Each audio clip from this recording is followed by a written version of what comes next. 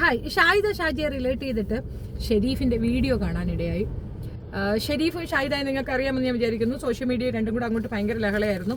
ഷെരീഫിന്റെ വീട്ടിലേക്ക് പോയിട്ട് ഷെരീഫിന്റെ വൈഫിനെയും ഉമ്മയും വാപ്പയും ഒക്കെ ചേർത്ത് വളരെ വൾഗറായി സംസാരിച്ച ഷാജിദയെ ക്ഷമിച്ചുകൊണ്ട് ഷെരീഫിന്റെ വൈഫ് കുറച്ചൊരു എമൗണ്ട് ഷാഹിദയ്ക്ക് അയച്ചു കൊടുക്കുന്ന ഒരു സിനാരിയോ നമ്മളെ കാണിക്കുകയാണ് ഷെരീഫ്. സൂപ്പർ. അട്ടാരൊമ്പി ഭാര്യ നല്ലവളാണെന്ന് പറയിക്കാനുള്ള കളിയായിരുന്നു ഷെരീഫ്. ഭയങ്കര ബോറായിപ്പോയി കേട്ടോ, വളരെ ബോറായിപ്പോയി എന്ന് മാത്രമേ എനിക്ക് പറയാനുള്ളൂ. ഒന്നാമത്തെ കാര്യം, നിങ്ങൾ കാണിച്ചത് ഒരു നല്ല സംരംഭമാണ്, അല്ലെങ്കിൽ എന്താ പറയണേ, ഞാൻ ഇങ്ങനെയാണ്, അവളും ദൈവവും കൂടെ ആയിക്കോട്ടെ എന്ന ഒരു ഫോമിൽ ആ പൈസ അയച്ചു കൊടുത്തിട്ട് നിങ്ങളത് കുറേ പേർക്ക് അയച്ചു കൊടുക്കാനുള്ള പ്രേരണയാണ് ഉണ്ടാക്കി കൊടുത്തത്. നിങ്ങൾ അതുകൊണ്ട് ചെയ്യുന്ന ലാഭം എന്താണെന്നറിയാമോ? ആ പെണ്ണെ കൂടുതൽ വൾഗറായി, കൂടുതൽ മോശപ്പെട്ട വ്യക്തിയായി മാറ്റുകയാണ് ചെയ്തിട്ടുള്ളത്.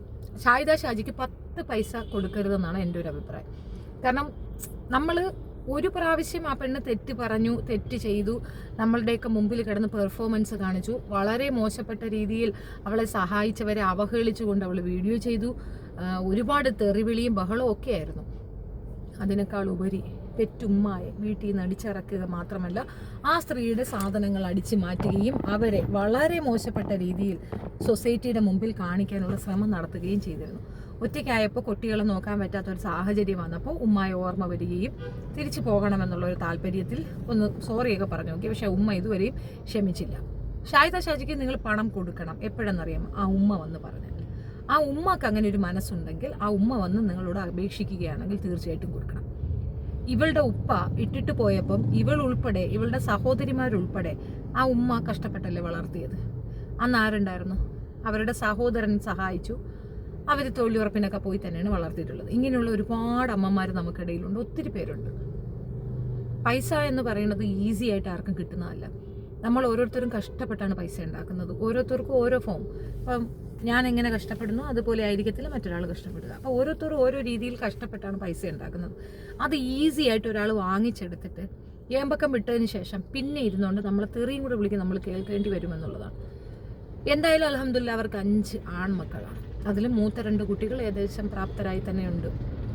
2 കുട്ടികൾ എവിടെയെങ്കിലും തൊഴിലിനൊക്കെ പോയാൽ തന്നെ ഉമ്മയുടെ കഷ്ടപ്പാട് തീരാവുന്നതേ ഉള്ളൂ.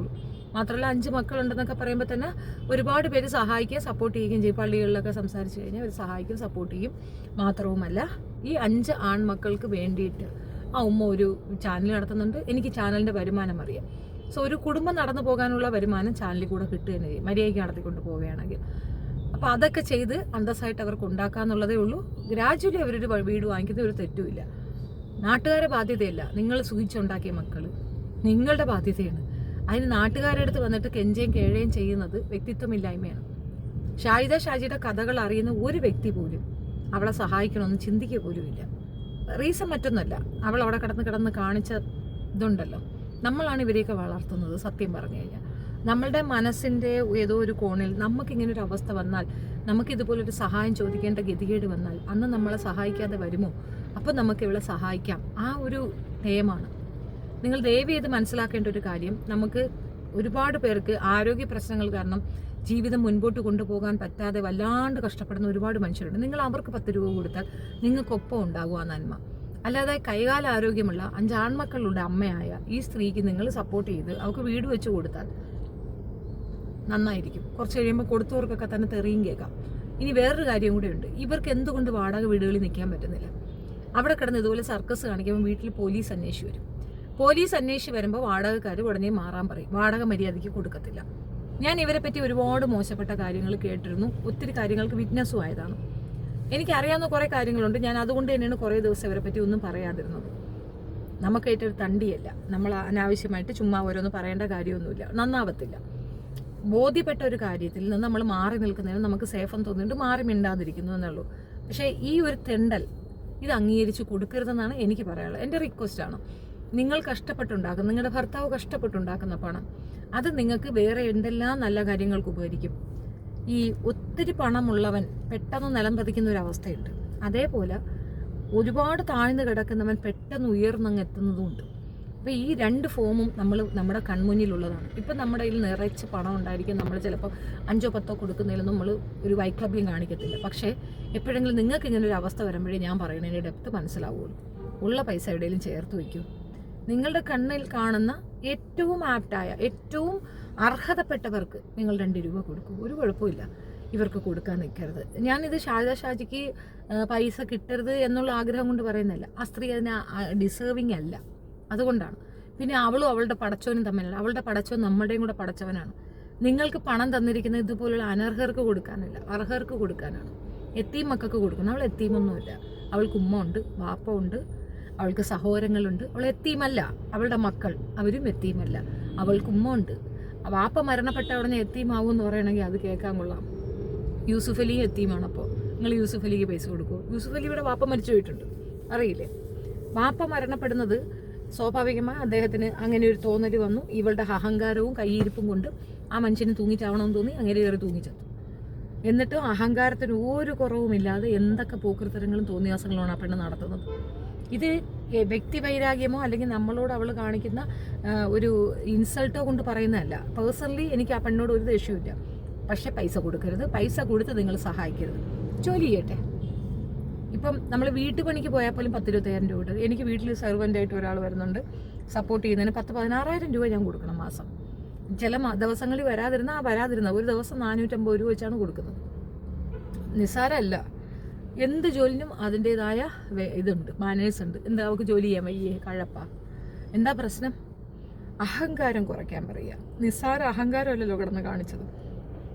അത്തരത്തിലുള്ള അഹങ്കാരികൾക്ക് കൊടുക്കാൻ പറ്റുന്ന ഏറ്റവും നല്ല മരുന്നാണ് പടച്ച റബ്ബ് കൊടുത്തത്. ആ റബ്ബിൻ്റെ ആ ഒരു കാര്യത്തിനെ നിങ്ങൾ തട്ടിക്കളഞ്ഞ് അവളെ വീണ്ടും അഹങ്കാരിയാക്കി മാറ്റാനായിട്ട് നിങ്ങൾ നിൽക്കുകയാണെങ്കിൽ അവളുടെ ഖബറിൽ അവൾ പറയുന്നതിനേക്കാൾ കൂടുതൽ നിങ്ങൾക്ക് നിങ്ങളുടെ ഖബറിൽ പറയേണ്ടി വരും. ഞാനിത് മുസ്ലിം സുഹൃത്തുക്കളോടാണ് പറയണത്. മറ്റു മതസ്ഥരുടെ കാര്യമൊന്നും ഞാൻ ഇതിനകത്ത് ഇൻക്ലൂഡ് ചെയ്യുന്നില്ല. മെയിനായിട്ട് കൈ അയച്ച് നമ്മുടെ ഒരു കുട്ടി കഷ്ടപ്പെടുന്ന 5 മക്കളെയും കൊണ്ട് കഷ്ടപ്പെടുന്ന മോന് കൈ അയച്ച് കൊടുക്കുന്നത് കാണുന്നുണ്ട്. അതുകൊണ്ട് പറഞ്ഞതാണ്. നിങ്ങൾക്ക് ചുറ്റുമുള്ള 10 പേരെ നോക്കുക. ഞാൻ എൻ്റെ നാട്ടിൽ ഒരു ഉമ്മ ഉണ്ടായിരുന്നു. 8 മക്കളാണ് അവർക്ക്. അദ്ദേഹം അങ്ങനെ പണിക്കൊന്നും പോകത്തില്ല. പുള്ളി 8 വീട്ടിൽ പോകും. ഞങ്ങൾ അവരെ 8 വീട്ടിൽ നുണച്ചി എന്നൊക്കെയാണ് പറയുക. പക്ഷേ സത്യത്തിൽ ഇന്ന് അവരുടെ മക്കളൊക്കെ ഏറ്റവും ടോപ്പാണ്. നമ്മുടെ നാട്ടിലേക്ക് വെച്ച് നല്ല പണക്കാർ ആൾക്കാരായി. മക്കളെ എല്ലാം കഷ്ടപ്പെട്ട് പഠിപ്പിച്ചു. ഈ ഒരുപാടൊന്നുമില്ല, ഡിഗ്രി വരെയൊക്കെ എങ്ങനെയും ഉന്തിത്തള്ളി അവർ കൊണ്ടുപോയി. അതിനുശേഷം കുട്ടികളെ ഗൾഫിൽ വിട്ടു. അവരവിടെ പോയി ശരിക്ക് പൈസ ഉണ്ടാക്കി ആ പണം കൊണ്ടുവന്ന് വീട് വെച്ചു, വസ്തുക്കൾ വാങ്ങി. ആ നാട്ടിലെ മിക്കവാറും വസ്തുവകകൾ അവരുടെ കയ്യിലാണ്. അതേപോലെ ഇപ്പോഴും ഞാൻ പറയാം, പറവുന്ന ദേശത്തെ വലിയ മുതലാളി എന്ന് പറയുന്ന ആൾ ഞങ്ങളുടെ വീട്ടിലെ നെല്ലുകുത്തുകാരനായിരുന്നു. അപ്പോൾ അതൊക്കെ ഒരുപാട് കാര്യങ്ങൾ, ഒരുപാട് റോൾ മോഡൽസ് നമ്മുടെ മുമ്പിലുണ്ട്. ആ ഒരു ഈ കാറ്റഗറി എൻ്റെ അമ്മ നെല്ലുകുത്തുകാരിയാണ്, ഞാനും നെല്ലുകുത്തുകാരനായാൽ മതി എന്നിരുന്നില്ലല്ലോ. അവർ അതിൻ്റെ മുകളിൽ കയറി ഇപ്പോൾ അവിടുത്തെ ആ നാട്ടിലെ വൻ പ്രമാണിയായി ഉയർന്നിരിക്കുകയാണ്. അത് അയാളുടെ എഫർട്ടാണ്. അതേപോലെ ഓരോരുത്തരുടെ കഷ്ടപ്പാടിൻ്റെ ഫലമാണ് ഓരോരുത്തർ അനുഭവിക്കുന്നത്. അങ്ങനെ എത്തട്ടെ. നമ്മൾ 10 പൈസ കൊടുത്ത് അവരെ മുൻപോട്ട് കൊണ്ടുവരാൻ നോക്കും. നിങ്ങളെന്താ ദൈവമാവാൻ നോക്കുകയാണോ, പടച്ചവനാവാൻ നോക്കുകയാണോ? അവൾക്ക് യാതൊരു അസുഖവും ഇല്ല. കൈക്ക് കാലിന് നല്ല ആരോഗ്യമുണ്ട്. കുട്ടികൾ വളർന്ന കുട്ടികളാണ്. ഈ കുഞ്ഞുങ്ങളെ ഇട്ടിട്ട് കണ്ടടന്നിറങ്ങാൻ നമുക്ക് പറ്റുമല്ലോ. അതുപോലെ പോയി നിറങ്ങി പൈസ ഉണ്ടാക്കട്ടെ. അതാണ് നല്ലത്. എൻ്റെ അഭിപ്രായം പറഞ്ഞു. ഞാൻ 10 പൈസ കൊടുക്കത്തില്ല. കൊടുക്കുന്നവരോട് എനിക്ക് സത്യം പറഞ്ഞാൽ പുച്ഛം മാത്രമേ ഉള്ളൂ. നിങ്ങൾ ദൈവത്തിന് അതീതമായി ചിന്തിക്കുന്നു എന്നുള്ളതാണ് അതിൻ്റെ അർത്ഥം. അല്ലാതെ ദൈവത്തിൻ്റെ അടുത്തേക്ക് ഇപ്പം ഷെരീഫിൻ്റെ ഭാര്യ പറഞ്ഞത് എനിക്ക് ഒരിക്കലും യോജിക്കാൻ പറ്റുന്ന കാര്യമല്ല. അവളും അവളെ പടച്ചവനും കൂടെ ഒരിക്കലുമല്ല. നിന്നെ വിളിച്ച തെറി, അങ്ങനെയുള്ളൊരു സ്ത്രീക്ക് നീ പണം കൊടുക്കുമ്പോൾ നിനക്കൊരു വ്യക്തിത്വം ഇല്ലെന്ന അർത്ഥം. അപ്പോൾ അവൾ പറഞ്ഞ തെറി കറക്റ്റാണെന്നാണ് അർത്ഥം. നീ അങ്ങനെ നടക്കുന്നുള്ളൂ. അതുകൊണ്ടാണ് നിനക്കതൊരു വലിയ വകയല്ലാതായിപ്പോയത്. വൈരാഗ്യം വാശി നീ വെക്കണമെന്ന് ഞാൻ പറയത്തില്ല. പക്ഷെ അവൾക്ക് നീ പണം അയച്ചു കൊടുത്തുകൊണ്ട് നീ പൊതുസമൂഹത്തിന് കാണിച്ചു കൊടുക്കുന്ന ആ ഒരു മാതൃകയുണ്ടല്ലോ, അത് നല്ല കന്നം തിരിഞ്ഞ മാതൃകയാണ്. ഒരിക്കലും അംഗീകരിക്കാൻ പറ്റുന്ന ഒരു മാതൃകയല്ല.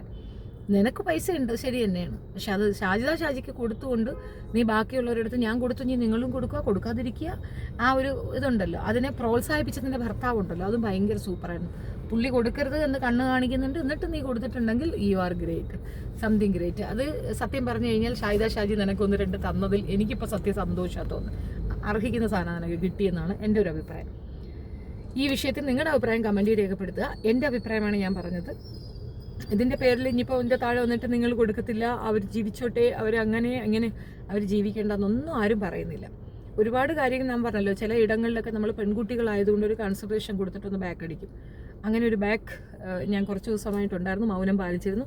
ഷെരീഫിൻ്റെ വൈഫ് ഇത് ചെയ്യുന്നത് കണ്ടപ്പോൾ ഉണ്ടായ ഒരു വൈക്ലപ്യത്തിൽ ഞാനൊരു വീഡിയോ ചെയ്തതേ ഉള്ളൂ. കാശ് കൊടുക്കേണ്ടവർക്ക് കൊണ്ടുപോയി കൊടുക്കാം, ശരിയാണല്ലോ. നിങ്ങളുടെ വാപ്പ അല്ലെങ്കിൽ നിങ്ങളുടെ സഹോദരൻ, നിങ്ങളുടെ ഭർത്താവ്, നിങ്ങളുടെ കുഞ്ഞുങ്ങൾ കഷ്ടപ്പെടുന്ന പൈസ കല്ല എന്തരിച്ചിലും കൊണ്ടുപോയി തിന്നട്ടെ എന്നാണ് നിങ്ങളുടെ ആഗ്രഹമെങ്കിൽ ഓഫ് കോഴ്സ് കൊടുക്കൂ, ഗോ ഓൺ. നന്ദി.